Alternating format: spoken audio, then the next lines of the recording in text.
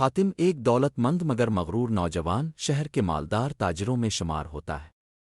اس کے والدین بچپن میں فوت ہو چکے تھی، اس لیے اس کی پرورش دولت نے کی نہ کہ شفقت نے۔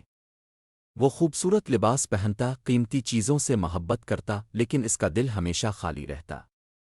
وہ اکثر راتوں کو نیند نہ آنے کی شکایت کرتا اور دعویٰ کرتا کہ میں سب کچھ خرید سکتا ہوں سوائے سکون کے۔ ایک دن وہ فیصلہ کرتا ہے کہ وہ ایک لمبا تجارتی سفر کرے گا تاکہ خود کو بھی دریافت کرے اور نفع بھی کما سکے۔ حاتم ایک قافلے کے ساتھ صحرا کی طرف نکلتا ہے، مگر راستے میں ان پر ڈاکو حملہ کر دیتے ہیں۔ قیمتی مال و اسباب لوٹ لیا جاتا ہے اور حاتم ایک چٹان کے پیچھے چھپ جاتا ہے۔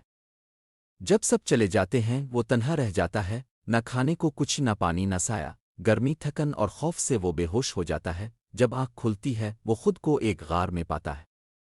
وہاں ایک پرنور درویش بیٹھا ہوتا ہے، شیخ عبد الکریم، جو 40 سال سے دنیا سے کٹ کر اللہ کی عبادت کر رہا ہوتا ہے۔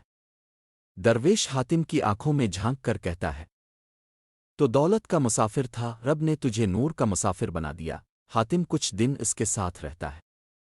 وہ وضو کرنا سیکھتا ہے، نماز کا ذوق لیتا ہے، قرآن کی تلاوت میں دل کو سکون ملتا ہے اور راتوں کو آنسو بہا کر توبہ کرتا ہے۔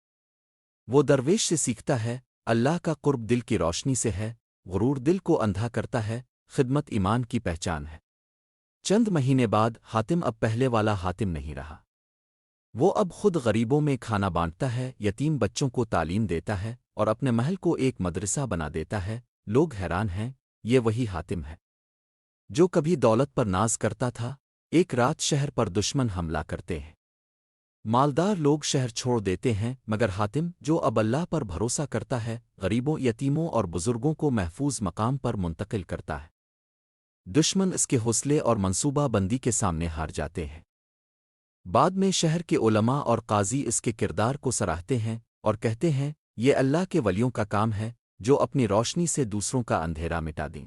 حاتم ایک مدرسہ بناتا ہے جس کا نام ہوتا ہے نورال سفر، سفر کی روشنی، جہاں وہ یہی سکھاتا ہے، اللہ کی طرف سفر کرو، وہ تمہیں خود روشنی دے گا۔ آزمائش میں صبر ہدایت کا دروازہ کھولتی ہے۔ رات اندھیری ہو تو سمجھو روشنی قریب ہے۔ سبق: اللہ آزمائش کے ذریعے ہدایت دیتا ہے۔